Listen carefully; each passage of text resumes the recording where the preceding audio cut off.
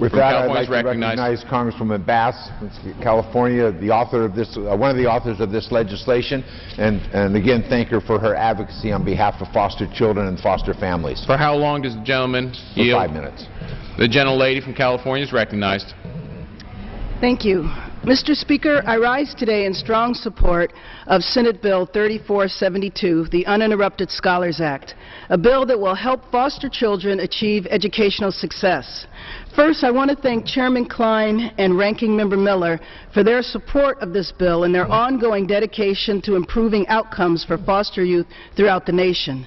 I would also like to extend my sincere appreciation and respect to Senator Landrieu. I am proud to work alongside the Senator, who is a tireless advocate for foster youth and families, both domestic and worldwide. Throughout 2012, the Congressional Caucus on Foster Youth has traveled the country and visited 5 states on a nationwide listening tour.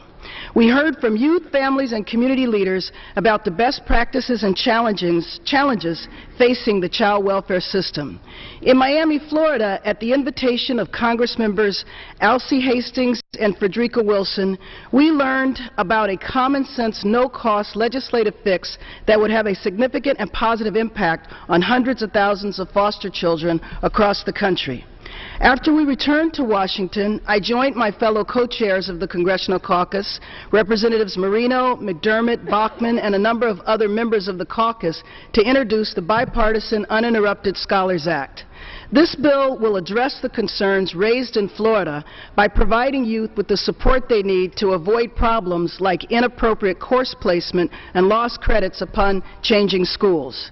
Specifically, it will simply allow caseworkers to access transcripts for foster youth while maintaining important privacy protections. Children in foster care are among the most educationally at risk of all student populations.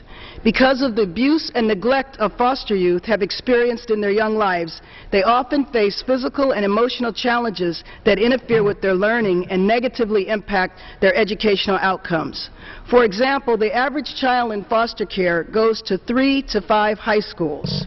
Existing federal law requires that child welfare agencies include educational records in their case plan and work with school districts to improve the educational experiences and outcomes for children in foster care. However, the Family Educational Rights and Privacy Act, or FERPA, unintentionally creates a harmful barrier that prevents child welfare caseworkers from being able to quickly access school records necessary to help meet the educational needs of students in foster care. This can lead to significant delays that contribute to inappropriate class placements, enrollment delays, repeated classes, delayed graduation, and even dropouts. The story of young Jasmine is an example of stories we heard during the listening tour. When Jasmine was placed in foster care on an emergency basis, her mother's whereabouts were unknown, and the Child Welfare Agency caseworker was unable to obtain consent from any parent. Without timely access to the child's education records, the caseworker could not evaluate whether it would be in Jasmine's best interest to remain in the same school. Jasmine moved to a new school which had different graduation requirements. She received no credits for her coursework from the prior school and had to repeat some of the same classes. She fell a full year behind and eventually dropped out of school. In my district, the Los Angeles Department of Children and Family Services is currently responsible for the placement and care for over 15,000 foster youth. The sheer size of this youth population, larger than most states, as well as the 82 different school districts within LA County, make it particularly challenging to proactively address student needs without direct access to educational records.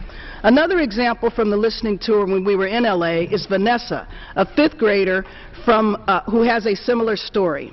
She was transferred from LA Unified to another school district over 50 miles away while relocating to a new foster home. Her records did not follow. Therefore, she was placed in a fourth-grade classroom, a full grade level below her actual skill level and age.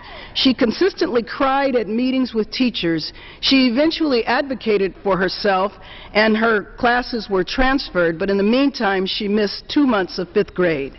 The Uninterrupted Scholars Act would help avoid situations faced by young Jasmine and Vanessa by allowing child welfare caseworkers who have the legal responsibility for a foster child's care and welfare timely access to their educational records.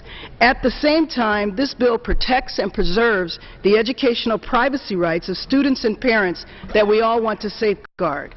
In the words of Mary Cagle, the Director of Legal Services at the Florida Department of Children and Families, this bill fixes an existing conflict in federal law that is very simple and clear.